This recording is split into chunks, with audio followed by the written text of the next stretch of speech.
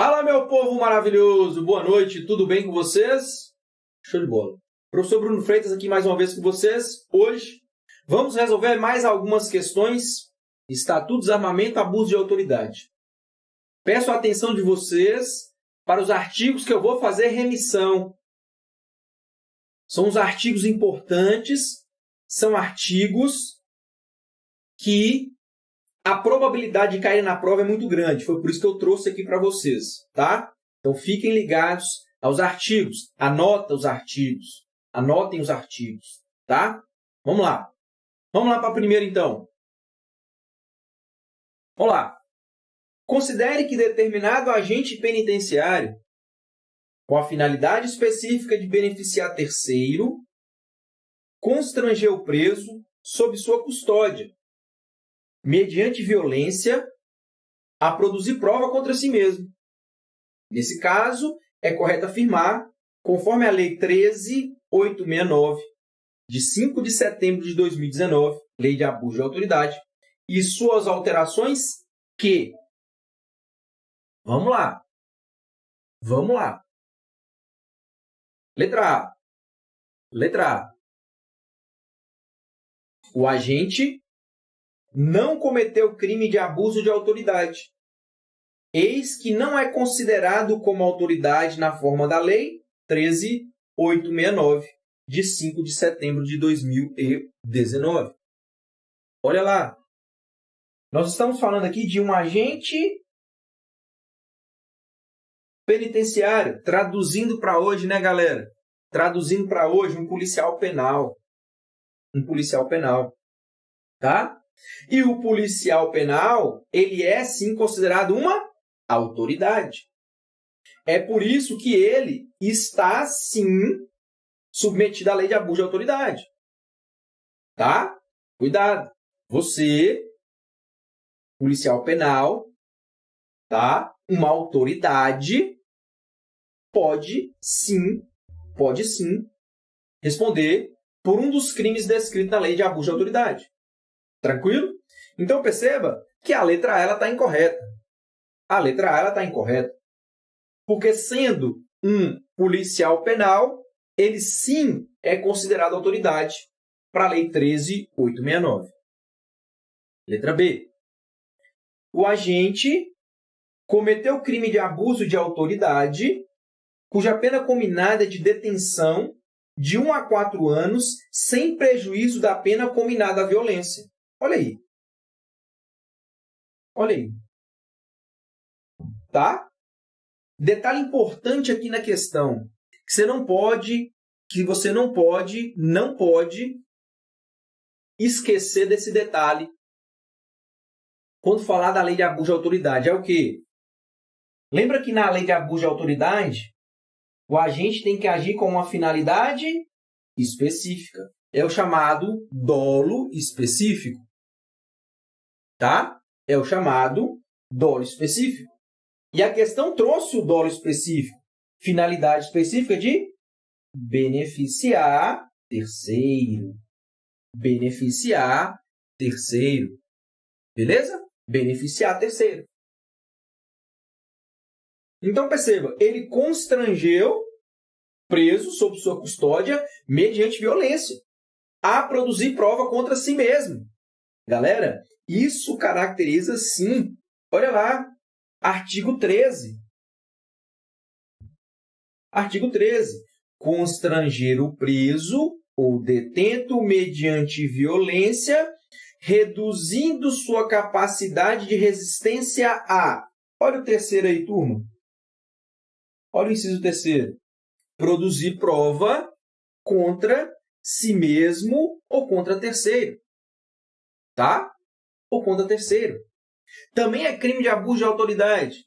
Exibir-se ou ter seu corpo ou parte dele exibida à curiosidade pública, submeter a situação vexatória ou a constrangimento não autorizado em lei e produzir prova contra si mesmo ou contra terceiro. Olha lá a pena.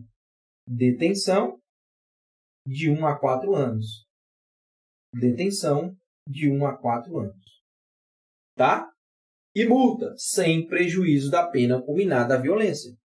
Então, perceba que a letra B está corretíssima. Tá? Perceba que a letra B ela está corretíssima. Beleza? Olha a letra C. O agente não cometeu crime de abuso de autoridade, já que a conduta descrita não está tipificada na Lei 13.869, de 5 de setembro de 2019. Essa também está errada. Nós acabamos de ver que a conduta se enquadra no artigo 13, inciso 3º da Lei de Abuso de Autoridade. Tá? Artigo 13, inciso 3º da Lei de Abuso de Autoridade.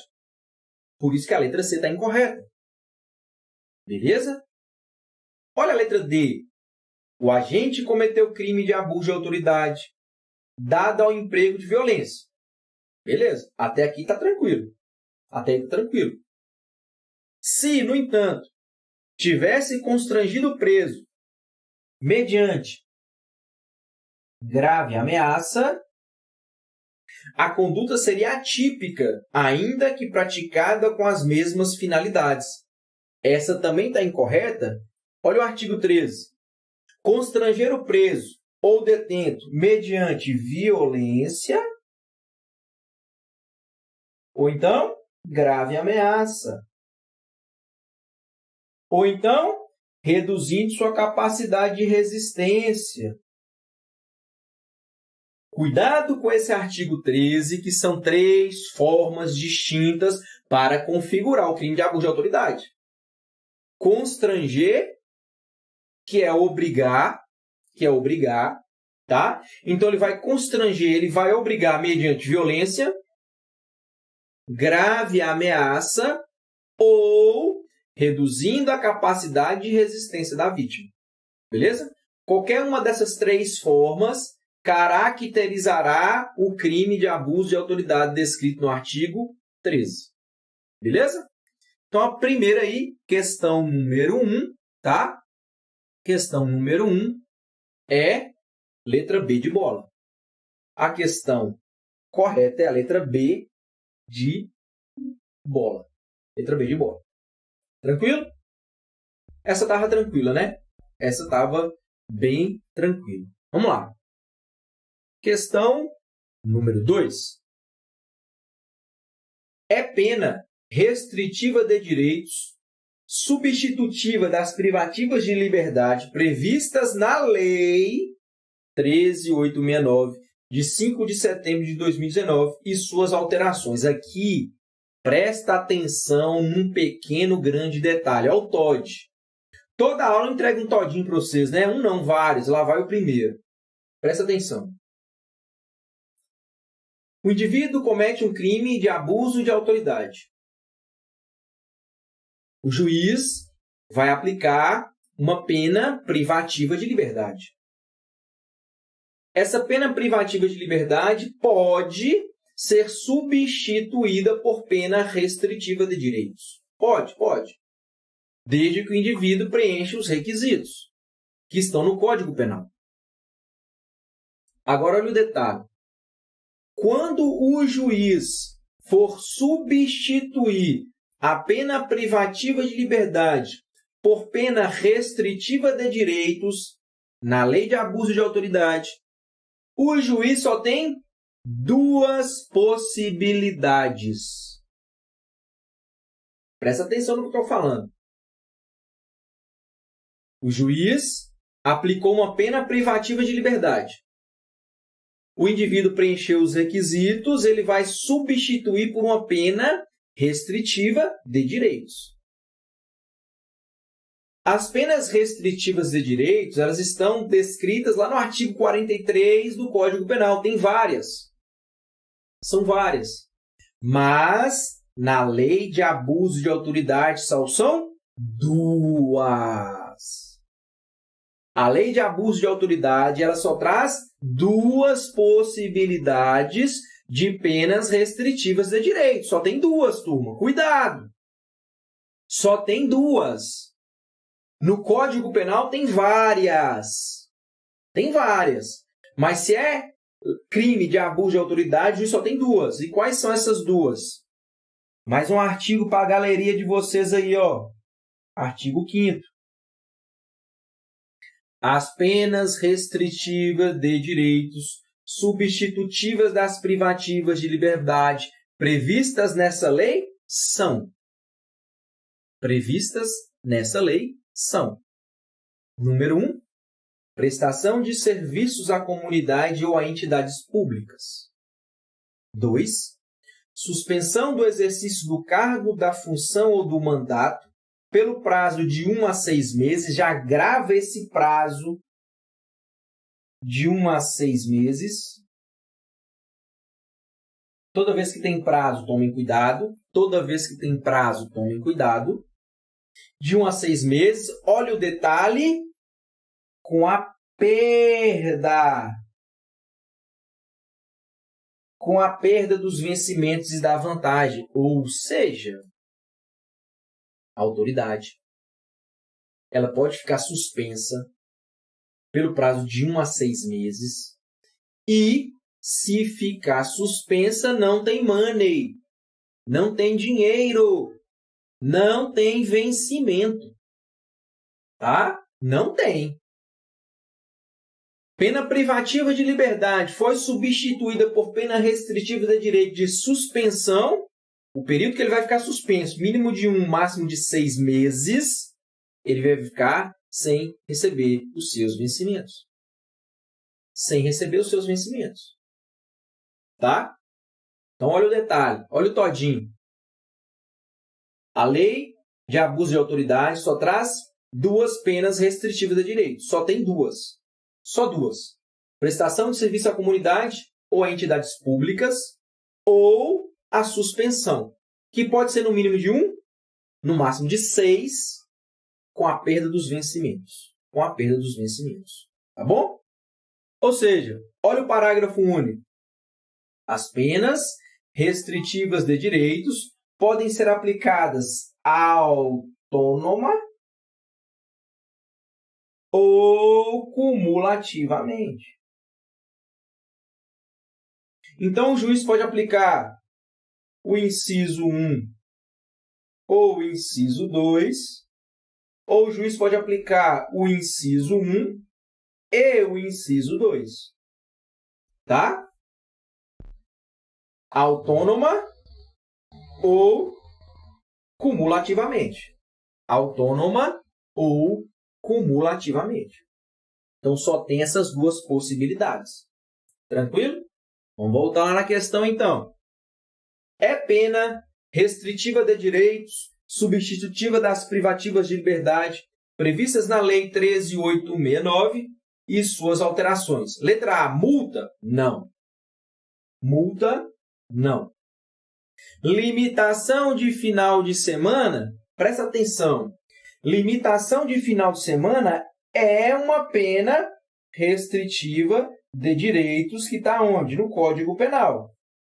Mas não está na lei de abuso de autoridade. Letra C. Perdas de bens. De novo, é uma pena restritiva de direitos que está onde? No Código Penal. Mas não está na lei de abuso de autoridade. Olha a letra D. Prestação de serviço à comunidade ou a entidades públicas. Ah, aqui está. Ó. Olha ali. Olha aqui.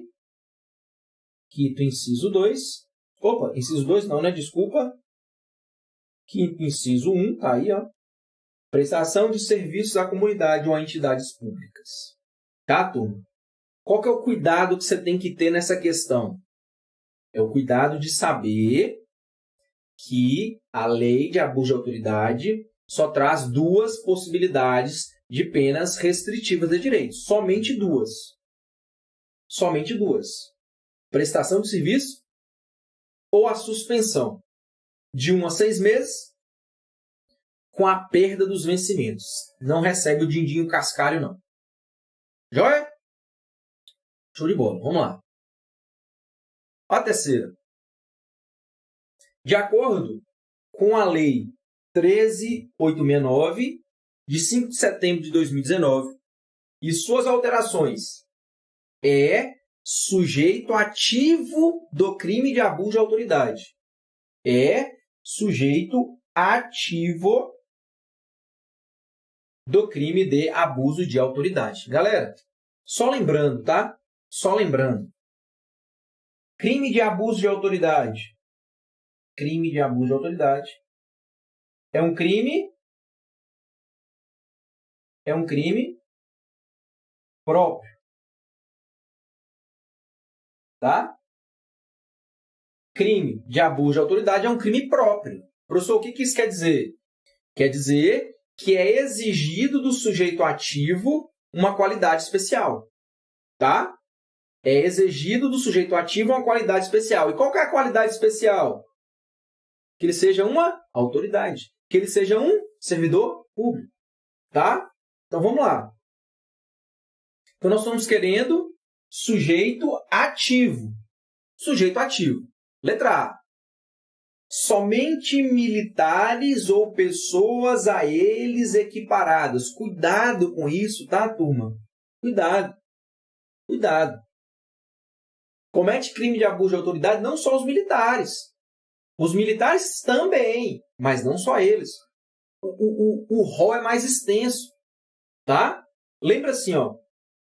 Quando você imaginar a lei de abuso de autoridade, pense no sujeito ativo. Tá? Sujeito ativo, ele tem que ser um funcionário público. Ele tem que ser uma autoridade. Mas leva esse conceito como sendo um conceito muito amplo, tá? Porque é muito amplo. A lei ampliou ao máximo. A lei ampliou ao máximo, tá? Então, a letra A está incorreta porque não só somente os usos militares. Letra B. Somente membros das carreiras de segurança pública. Foi o que eu disse. Não só eles também. É amplo. É amplo. Somente membros do Poder Executivo. Perceba, é mais amplo. Tá? Olha a letra D. Qualquer agente público, servidor ou não, da administração direta, indireta ou fundacional, de qualquer dos poderes da União, dos estados, do Distrito Federal, dos municípios de território. Olha como é que a letra D é ampla. Olha como é que a letra D é ampla. Tá? Cuidado. Sempre que você parar para imaginar o sujeito ativo do crime de abuso de autoridade, imagine o conceito amplo. O mais amplo possível. Tá? A lei trouxe esse conceito. A lei trabalhou com o conceito de sujeito ativo no artigo 2º. Olha lá.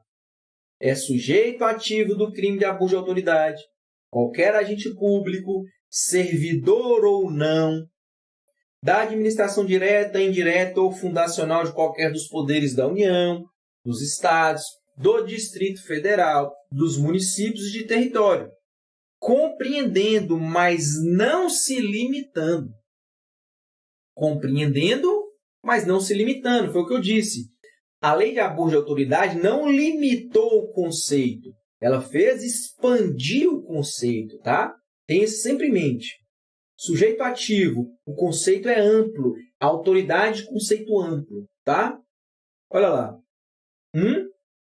Mas não se limita a servidores públicos e militares ou pessoas a eles equiparadas, membros do Poder Legislativo, membros do Poder Executivo, membros do Poder Judiciário, membros do Ministério Público, membros dos tribunais ou conselhos de contas. Todos esses aí, galera, podem ser sujeitos ativos. Tá? Olha o parágrafo único. Reputa-se agente público, para os efeitos desta lei, todo aquele que exerce, ainda que transitória ou sem remuneração, isso aqui às vezes causa certa estranheza nos alunos, e eu vou explicar isso para vocês, tá? Eu vou explicar isso aqui para vocês, para que você possa entender isso aqui de uma vez por todas, tá bom? Olha lá. Todo aquele que exerce, ainda que transitório ou sem remuneração, por eleição, nomeação, designação, contratação ou qualquer outra forma de investidura ou vínculo, mandado, cargo ou emprego, ou função em órgão ou entidades abrangidos pelo caput deste artigo. Olha só, o parágrafo único, ele falou o que o artigo 2º já tinha falado em outras palavras. É isso. Agora, professor, como que uma pessoa é considerado um agente público? Como uma pessoa é considerado agente público de forma transitória e sem remuneração? Como? Como isso é possível? Quando isso é possível? Me dá um exemplo. Te dou agora. Eleições. Eleições. Não tem o mesário, aquele mesário que trabalha ali, recebendo o seu título, digitando a maquininha, liberando para você votar. Ele é um agente público transitório sem remuneração. Ele só é agente público naquele dia da eleição e, para isso, ele não recebe remuneração. Durante aquele período em que ele trabalha ali na eleição, ele é um agente público. Vou te dar outro exemplo.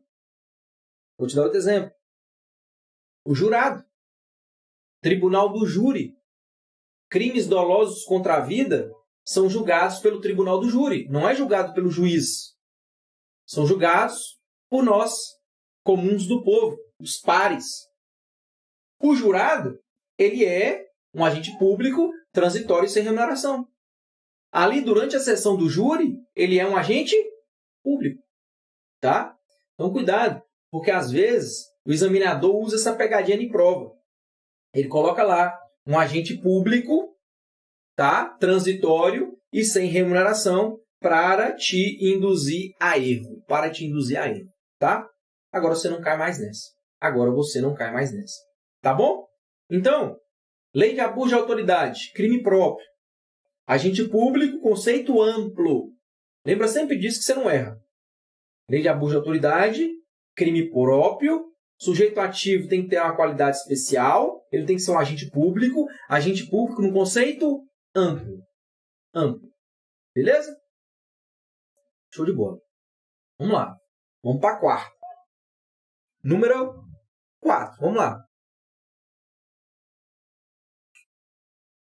Elano, servidor público, praticou, no exercício de suas funções, conduta que se enquadra em um dos crimes tipificados na Lei 13.869, de 5 de setembro de 2019, e suas alterações. Essa mesma conduta também é considerada violação a dever funcional, passível de sanção na esfera administrativa, além de ter causado danos indenizáveis a terceiro. Nesse caso, é correto afirmar, conforme a Lei 13.869. Vamos lá. Já vou adiantar uma coisa aqui para vocês. Lei de abuso de autoridade. A conduta praticada pelo indivíduo pode caracterizar um crime da lei de abuso de autoridade, pode caracterizar uma violação do dever funcional, e aí é na área administrativa que vai ser tratado, através do processo administrativo disciplinar, e ainda a mesma conduta pode gerar danos indenizáveis. Pode gerar. Então, você tem uma conduta que pode gerar reflexo na criminal, na administrativa e na cível. Uma conduta gerando reflexo nas 3 esferas. E presta atenção, são esferas independentes. Uma não depende da outra. Beleza? Com isso em mente, vamos à questão. Letra A. A ação penal somente pode ser intentada se forem também adotadas as medidas judiciais para a apuração da responsabilidade administrativa e da responsabilidade civil. Galera, essa está errada. Tá? se forem intentadas também, eu acabei de dizer, elas são independentes. Elas são esferas independentes. Então, para ter o processo criminal, não precisa de ter o processo administrativo e o processo civil, não. Tá? Para ter o processo administrativo, não precisa de ter o processo criminal, não precisa de ter o processo civil, não. São esferas independentes. São esferas independentes. Tranquilo? Vamos lá. Letra B. Em razão da independência entre as esferas criminal, administrativa e civil, a notícia do crime, que também descreve falta funcional, não poderá ser informada à autoridade competente em vistas à apuração. Galera, esse não aqui, ó, torna a alternativa incorreta. É muito pelo contrário. Se a conduta também é, tá? Se a conduta também é uma falta administrativa, a autoridade competente deverá ser acionada. Deverá ser acionada. Olha lá. Olha lá. Olha lá. Olha o parágrafo único do artigo 6º. Olha outro artigo importantíssimo aí, ó.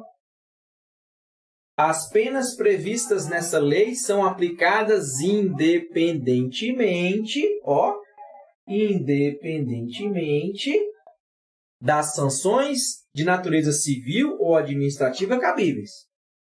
Olha o parágrafo único. As notícias de crimes previstos nesta lei, que descrevem falta funcional, serão, olha aqui, serão informadas à autoridade competente com vistas à apuração. Tá? Deve ser informada também. Se a conduta gerou um crime de abuso e também é uma falta administrativa, tá? Beleza? A autoridade competente deverá ser informada. Deverá ser informada. Tranquilo? Então, olha lá. A letra B está incorreta. A letra B está incorreta. Olha a letra C. Se ficar decidido no juízo criminal que Elano não praticou o crime, não praticou o ato, desculpa, isso não poderá ser mais questionado no âmbito civil. De novo, se ficar decidido no juízo criminal que Elano não praticou o ato, isso não poderá ser mais questionado no âmbito civil. Galera, essa está correta. Se ficar decidido, ou seja, eu tenho uma sentença,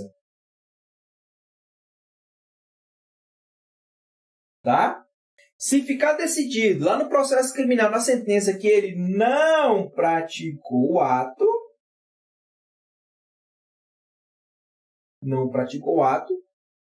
tá? Não praticou o ato, isso não poderá ser mais questionado no âmbito civil. É lógico que não. Não pode ser questionado mais, não. Vem comigo. Tem um processo criminal, tá? Tem um processo criminal. Processo criminal, ele foi absolvido. Ele foi absolvido porque ele não praticou o ato. Se ele não praticou o ato, isso não pode ser questionado de novo lá na área civil, não. Acabou. Já era. Tá? Olha a lei. Olha a lei. Olha a lei.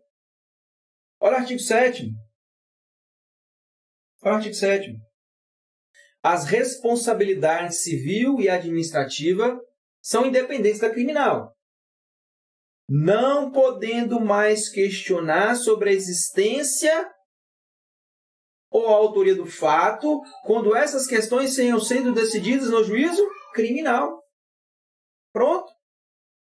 Tá aí. Beleza? Tá aí. Tá? Essa questão é boa para confundir. Olha a letra D. Além de independentes, a esfera criminal, administrativa e civil são incomunicáveis. Pelo que, caso fique constatado que Elano praticou o ato em legítima defesa, a sentença não fará coisa julgada em âmbito civil, administrativo e disciplinar. Galera, elas são comunicáveis, tá? Elas são comunicáveis. E se o indivíduo foi absolvido, se ele foi absolvido por uma excludente de licitude, por exemplo, a legítima defesa, a sentença penal fará coisa julgada em âmbito civil ou administrativo. Ou seja, se o indivíduo foi absolvido porque agiu amparado em uma excludente da ilicitude, tá? Essa sentença vai fazer coisa julgada no administrativo, coisa julgada no civil. Ou seja, não vai gerar processo administrativo, não vai gerar processo civil. Não vai. É o que diz a lei também. Olha o 8º. Olha o 8º. Faz coisa julgada em âmbito civil, assim como no administrativo disciplinar, a sentença penal que reconhecer ter sido ato praticado em estado de necessidade, legítima defesa, estrito cumprimento de dever legal ou no exercício regular do direito. O que nós temos aqui? As excludentes de licitude, que estão aonde? No artigo 23 do Código Penal. É o li com mais um E, né, galera? É o li com mais um E. Então, cuidado. Vamos resumir isso aqui, presta atenção. Importantíssimo, artigo 6, 7 e 8. Cuidado com eles. Primeira coisa, são esferas independentes. Criminal, civil e administrativo. São independentes e se comunicam. No sentido de que, presta atenção, se o indivíduo, lá no processo criminal, ele é absolvido porque agiu amparado em uma excludente de licitude, qual? Qualquer uma. Legítima defesa, estado de necessidade, estrito cumprimento de dever legal, exercício regular do direito. Se ele foi absolvido com esse fundamento, essa decisão criminal faz coisa julgada. Professor, o que é coisa julgada? Presta atenção, resumindo aqui para você. Se ele foi absolvido com esse fundamento, não vai ter processo administrativo, não vai ter processo civil. Acabou, morre ali. Tá? Acabou, morre ali. Beleza? Cuidado com o 6º, 7º e 8º. Eu estou falando e depois não vai reclamar. Anota e faça a leitura desses artigos aí depois, tá? Tranquilo? Maravilha. Vamos lá. Próximo. Em conformidade com a Lei 13.869 e suas alterações, são efeitos da condenação. Olha lá. São efeitos da condenação. Primeiro, tornar certa a obrigação de indenizar o dano causado pelo crime, devendo o juiz, a requerimento do ofendido, fixar na sentença o valor mínimo para a reparação dos danos causados pela infração, considerando os prejuízos por eles sofridos. A número 1 está correta. A número 1 está correta. Olha 2. A inabilitação para o exercício de cargo, mandato ou função pública pelo período de 1 a 5 anos. A 2 está certa também. A 2 está certa também. Olha 3. A perda do cargo, do mandato ou da função pública. Também está certo. São os efeitos da condenação. São os efeitos da condenação. Indenizar, inabilitação perda do cargo. São os efeitos da sentença de abuso de autoridade. Indenizar, inabilitação, perda do cargo. Agora eu te pergunto, e é isso que vai ser perguntado na sua prova. Quais desses efeitos são automáticos? Qual destes efeitos não são automáticos? Pode ter certeza. Se cair abuso de autoridade, presta atenção no que eu vou falar e vai ficar gravado. Se cair abuso de autoridade e cair sentença, efeitos, vai perguntar qual é e qual que não é automático. Presta atenção aí. Presta atenção aí. Número 1. Efeito de indenizar. Efeito da indenização. Automático. Tá? É o efeito automático. Condenou por abuso de autoridade, automaticamente ele vai ter que indenizar as vítimas. Vai ter que indenizar. Tá? Agora, inciso 2. Inabilitação. Inciso 3. Perda. Olha lá. Não são automáticos.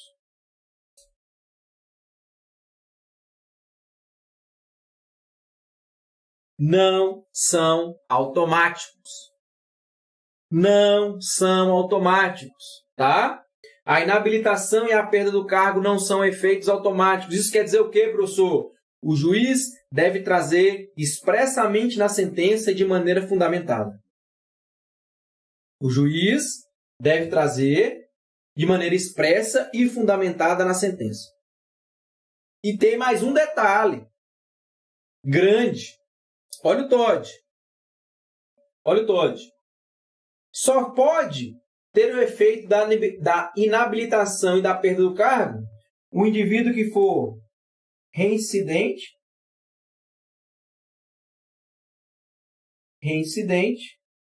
específico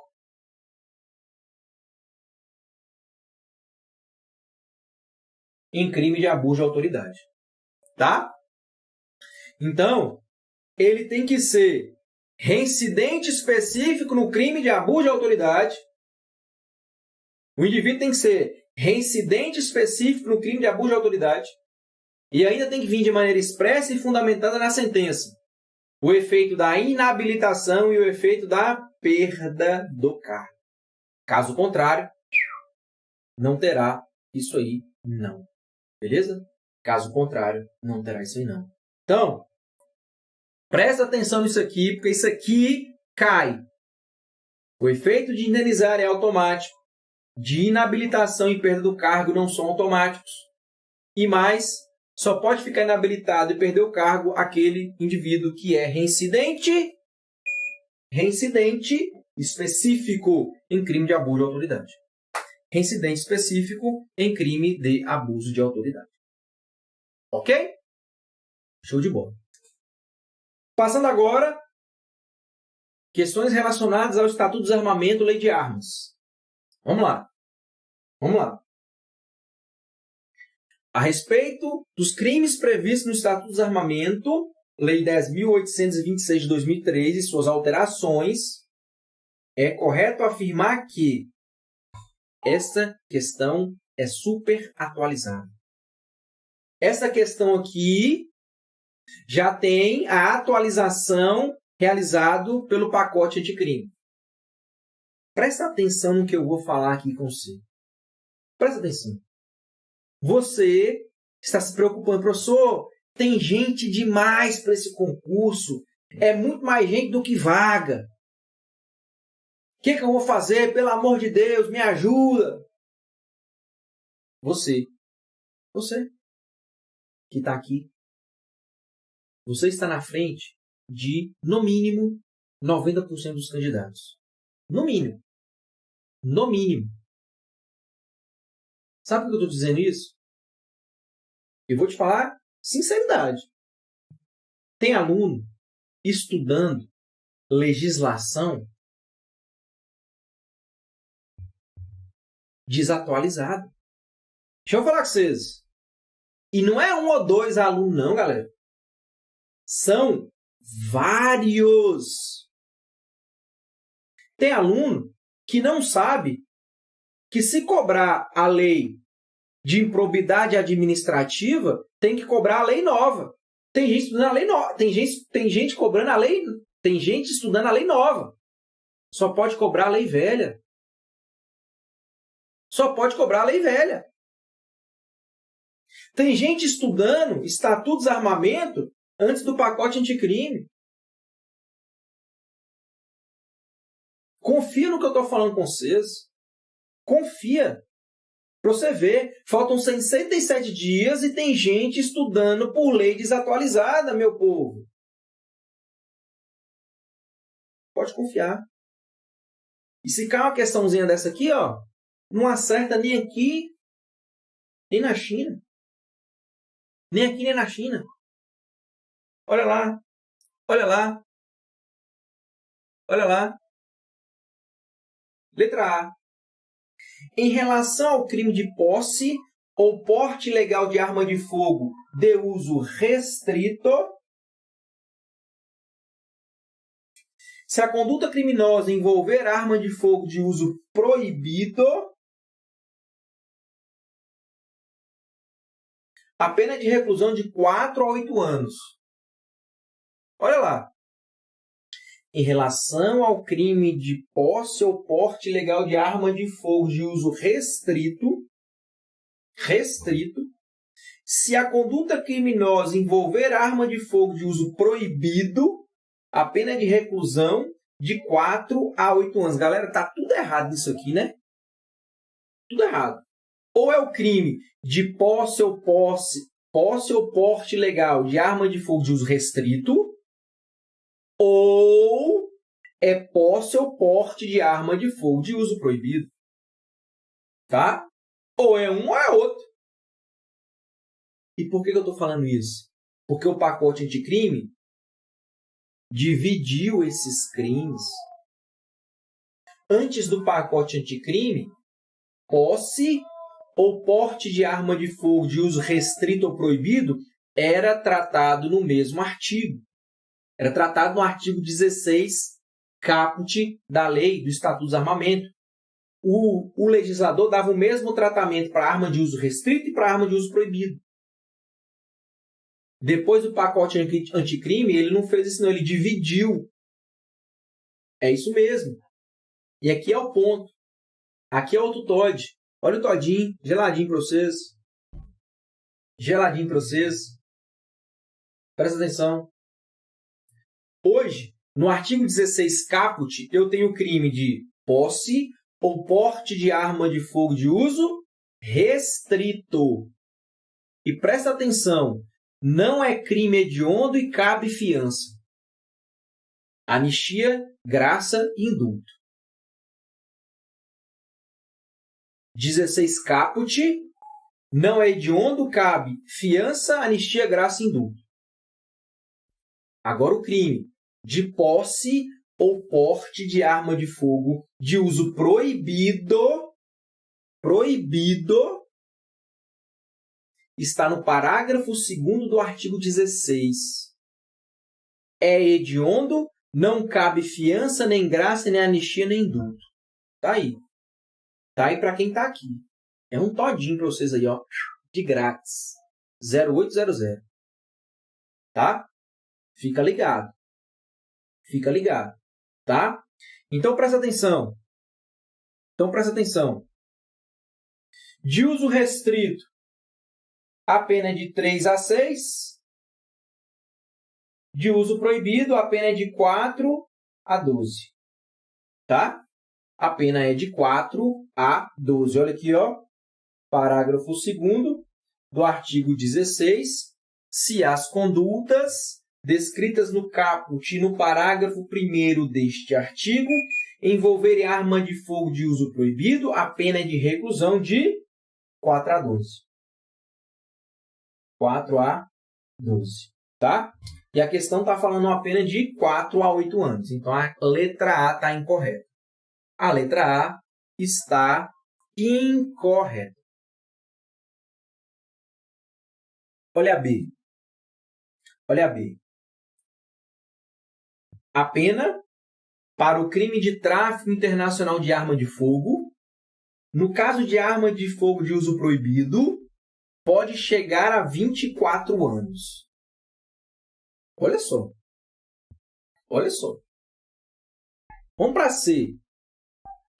O Estatuto do Desarmamento prevê que o crime de posse ou porte de arma de fogo de uso restrito consiste em possuir, deter, portar, adquirir, fornecer, receber, ter em depósito, transportar, ceder ainda que gratuitamente, emprestar, remeter, empregar, manter sob sua guarda ou ocultar, arma de fogo, acessório ou munição de uso proibido. De uso proibido. Ou restrito, sem autorização e em desacordo com determinação legal regulamentar. Galera, a C está errada. A C está errada. Se eu estou falando em posse ou porte de arma de uso restrito, a arma tem que ser de uso restrito. Porque se a arma é de uso proibido, eu tenho o crime de posse ou porte de arma de fogo de uso proibido. É aqui que a galera derrapa. É aqui que a maioria vai marcar, porque não sabe que dividiu. Não sabe que essas armas não estão mais no mesmo artigo. Tá? Então, a C está incorreta. A C está incorreta. Olha a D. Olha a D.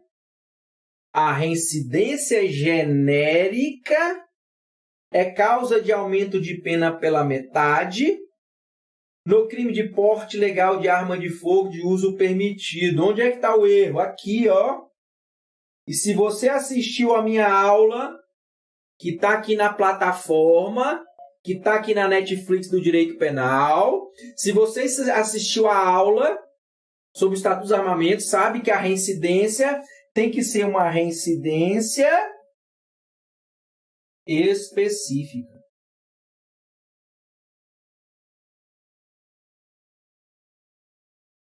E não reincidência genérica. Olha o artigo não, tá aqui, ó. Artigo 20. Dá uma bisoiada no artigo 20. Nos crimes previstos nos artigos 14, 15, 16, 17, 18, a pena é aumentada da metade se... Olha o 2. O agente for reincidente específico. Se o agente for reincidente específico e não reincidente genérico. Então, a letra D também está errada. A letra D também está errada. Olha a letra E.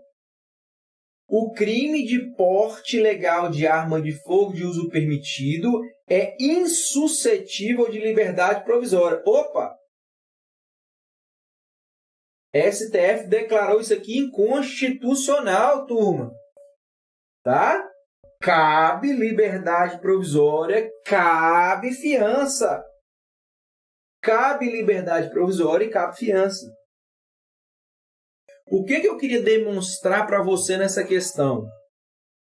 Que você não precisa decorar a pena. Meu ponto de vista, você decorar a pena não mede conhecimento de ninguém. Mas pode cobrar a pena na prova? Pode. Todo crime tem uma pena. Pode cobrar? Pode. Eu não acho que mede.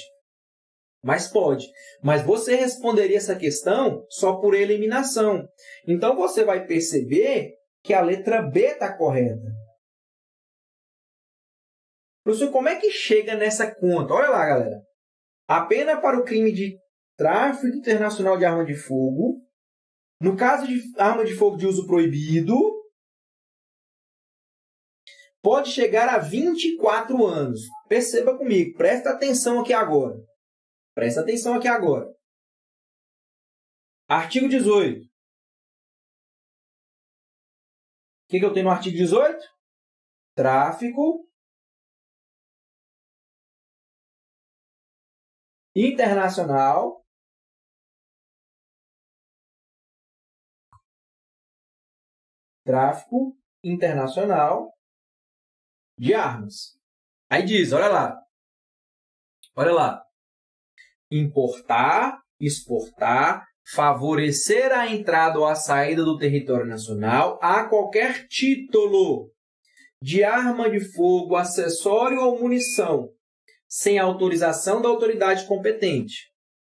Era essa pena, era. Tem gente que está nessa pena aqui ainda, ó. Agora nós temos uma pena de 8 a 16 anos. Nós temos uma pena de 8 a 16 anos.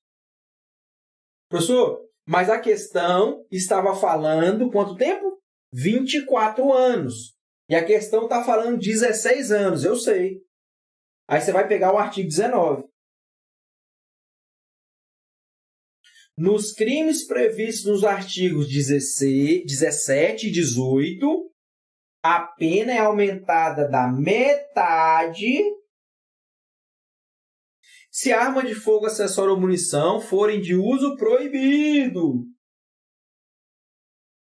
E a questão fala de uso proibido. Então, como é que você chega? Você vai pegar 16 mais a metade, que é 8, e você vai chegar em 24. É possível a pena ser aplicada em 24 anos? É possível. É possível. Não vai acontecer. Na prática, não vai acontecer. Mas é possível? Tá aí. É possível. Tá? É possível. Não vai acontecer, mas é possível. Tá? Galera, depois, voltem nessa questão. Número 6. Leia, releia com atenção. Vá nos artigos no qual eu mencionei para vocês. Esta questão é atualizadíssima. Tá? Leia com calma, com atenção. Beleza? Qualquer dúvida, entre em contato. Beleza? Vamos lá. Vamos seguir. Tem mais. Olha lá. Conforme a Lei 10.826 de 2003, no que se refere aos requisitos para adquirir arma de fogo de uso permitido, assinale a alternativa incorreta. Você não pode ir para a prova sem ter na cabeça o artigo 4º do Estatuto do Desarmamento. Não pode. Não pode. Não pode. É de suma importância. Tá? Por quê? Porque o artigo 4º vai nos demonstrar quais são os requisitos para o indivíduo requerer o registro de uma arma. O CR, Certificado de Registro. Artigo 4º, olha lá. Para adquirir arma de fogo de uso permitido, o interessado deverá, além de declarar a efetiva necessidade,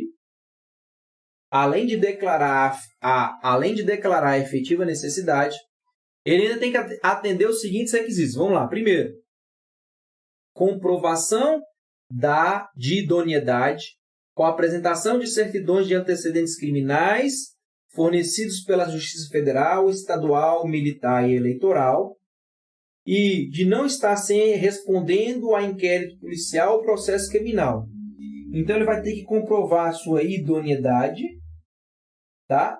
Através dessas certidões. E mais, ele não pode estar respondendo. Cuidado aqui, tá, galera? Aqui não é exigido condenação. Só o fato de ele estar respondendo a um inquérito ou a um processo já não dá a ele a possibilidade do registro de uma arma de fogo. Não precisa de condenação. Tá bom? 2. Comprovação. 2. Colou 2 vezes aqui, né? Olha lá. 2. apresentação de documento comprobatório de ocupação lícita e de residência fixa. E, por fim, comprovação de capacidade técnica e aptidão psicológica para o manuseio de arma de fogo, atestadas na forma disposta no regulamento desta lei. Vou simplificar e resumir isso aqui para vocês. Qualquer pessoa pode registrar uma arma de fogo. Pode. Tá? Mas, olha o detalhe. Ela tem que ter no mínimo 25 anos. No mínimo 25. Tem 25? Tem. Aí, primeiro, ela vai ter que declarar a efetiva necessidade. Tem que ter essa declaração. Segundo, vai comprovar a sua idoneidade moral, retirando aquelas certidões. Não pode responder processo, não pode responder inquérito. Terceiro, ele vai ter que comprovar que tem uma ocupação lícita e uma residência certa. E quarto, capacidade técnica e aptidão psicológica. Pronto. Comprovou isso aí? Registro. Vai registrar a arma. Comprovou isso aí, ele ganha o direito de registrar a arma. Certificado de registro. Tá bom? Com isso, nós podemos voltar à questão. Nós estamos aqui querendo os requisitos para adquirir a arma, mas eu quero aqui a resposta incorreta. Vamos lá. A. Inquéritos e processos em andamento não impedem a aquisição pelo interessado. Opa! Inquérito e processo em andamento, sim, impede a aquisição. Eu acabei de falar. Porque às vezes a gente fica naquela, tem que ter sentença, aqui no estatuto não. Se ele estiver respondendo um processo ou um inquérito, ele já não tem o direito de requerer. Tá bom? Então, olha lá. A letra A já está incorreta. Tá? A letra A está incorreta por quê? Porque inquérito ou processo em andamento impedem a aquisição do registro. Tá? Letra B. É necessária a comprovação de idoneidade do interessado com a apresentação de certidões negativas de antecedentes criminais fornecidas pela Justiça Federal, Estadual, Militar ou Eleitoral. Ó, corretíssimo. É a idoneidade. C. O interessado deverá declarar a efetiva necessidade da aquisição. Ó, correto. Correto. Tá? D. O interessado deverá apresentar documento comprobatório de ocupação lícita e residência certa. Ó, tá certo. O interessado deverá comprovar capacidade técnica e aptidão psicológica para o manuseio de arma de fogo. Uau! Certíssimo. Tá? A letra A está incorreta. A letra A está incorreta. Beleza? Essa também estava bem tranquila. Desde que você tivesse em mente o artigo 4º do Estatuto dos Armamentos. Tá? Vamos lá. Nos termos da Lei 10.826, quem favorece a entrada ou a saída do território nacional, a qualquer título, de arma de fogo, acessório ou munição, sem autorização da autoridade competente, comete o crime de... Olha aqui. Favorece. Favorece o quê? Entrada e saída de arma de fogo. Aqui tem uma pegadinha muito grande. Aqui tem uma pegadinha ferrenha. Tá? Galera, presta atenção nisso. Eu vou até colocar na tela para vocês. Cuidado. Cuidado. Olha o crime de tráfico. Importar e exportar. Isso aqui todo mundo sabe. Tá? Entrar, importar, exportar, mandar. Mas comete o crime de tráfico internacional também. Olha aqui. Quem favorece, galera, a entrada ou a saída do território nacional a qualquer título de arma de fogo, acessório ou munição sem autorização da autoridade competente. Cuidado com isso, tá? Ó, letra E. Tá? Por quê? Você fica naquele tráfico, entrar e sair. Poderia aqui o indivíduo ser induzido a erro no comércio ilegal. Tá? Mas cuidado. Favoreceu a entrada ou a saída de arma, tráfico internacional de armas. Artigo 18 do Estatuto dos Armamentos. Beleza? Show de bola. Olha lá. Para fins de aquisição de arma de fogo de uso permitido e de emissão do certificado de registro de arma de fogo, o interessado não deverá. Para vocês verem a importância do artigo 4º. A importância do artigo 4º. Olha lá. Ter no mínimo 35 anos de idade, galera, não é 35 não, né? Tem que ter no mínimo quantos? Tem que ter no mínimo 25 anos. Olha o artigo 28 aí, ó. Artigo 28 do Estatuto do Desarmamento. É vedado, ou seja, é proibido ao menor de 25. Então, se ele tem 25, ele pode adquirir arma de fogo, tá? Ele pode, aí, requerer essa arma de fogo. Então, a letra A já está errada de cara. A letra A já está errada de cara, tá? Letra B. Apresentar original e cópia de documento de identificação pessoal. Comprovar a idoneidade moral e a inexistência de inquérito policial ou processo criminal, por meio de certidões de antecedentes criminais da Justiça Federal, Estadual, Militar ou Eleitoral. Apresentar documento comprovatório de ocupação ilícita de residência fixa. Tudo certinho, tá? A única não exigência é a idade, que não é de 35 e sim de 25. Tranquilo? Isso também estava bem tranquila, desde que você soubesse o artigo 4º. Vamos para a última. Vamos para a derradeira. Olha lá. Ao Sistema Nacional de Armas, SINARM, não compete. Galera, aqui não tem jeito, não. Não tem jeito. Artigo 2º do Estatuto dos Armamentos. Cai na prova? Cai. E lá não tem muito a manha, não, tá? Não tem macete, você tem que ir lá e memorizar, tá, turma? Então, coloca assim, ó. Lê artigo 2º do Estatuto dos Armamentos um dia antes da prova. Artigo 2º. Tá? Artigo 2º. Tá? Leia.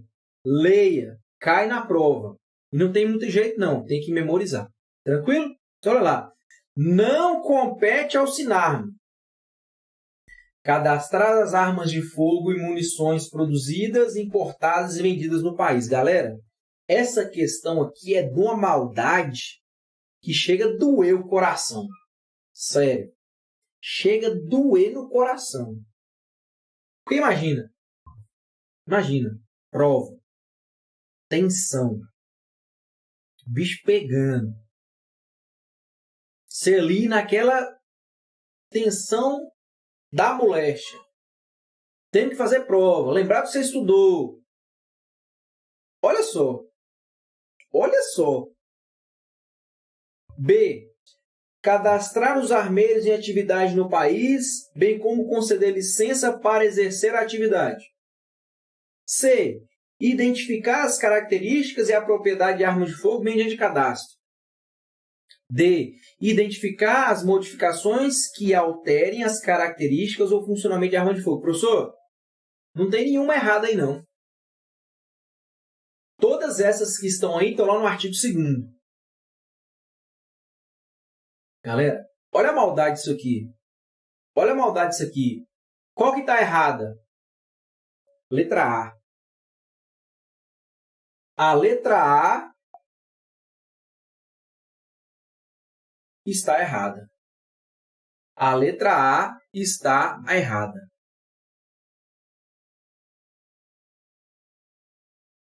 Artigo 2º do Estatuto. Ao Sinar-me compete cadastrar as armas de fogo produzidas, importadas e vendidas no país. Professor, pelo amor de Deus. Pelo amor de Deus. Olha aí. Você marcou que a letra A está errada, mas é o que está dizendo o artigo 2º, inciso 2 do Sinar-me. Como assim? Como assim? Cadê o erro? Cadê o erro? Galera, o erro está aqui, ó.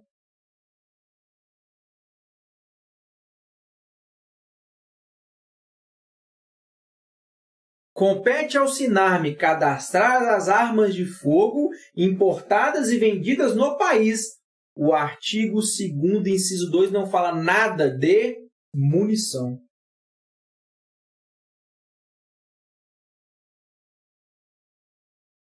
Olha aí. O artigo 2º não fala nada da munição. Olha. Pensa na prova. Pau quebrando. Você ali naquele trem. Pega pra capar. Você lê rápido, você erra. Porque não tem munição. Por isso que eu digo. Estudar não é fácil. A vida sua não é fácil. Tem que querer. Tem que ter força de vontade. Tem que estudar. Tem que repetir. Tem que ter constância. Tem que treinar. Não é para qualquer um não, galera. E estou para dizer mais para vocês. É para a minoria. É para a minoria. A minoria que vai fazer acontecer. É a minoria que está disposta a pagar o preço. Ninguém está disposto a pagar o preço. Tá? E eu tenho certeza que todos que estão aqui comigo são a minoria e terão sucesso. Eu acredito e tenho certeza. Tá bom? Galera, mais uma aula concluída com sucesso. Espero ter contribuído mais uma vez para o conhecimento de vocês, tá? Reveja essa aula novamente, pega o material, leia os artigos que eu indiquei e qualquer dúvida, estou sempre aqui à disposição de vocês. Tá bom? A gente se vê na próxima aula. Valeu, tchau!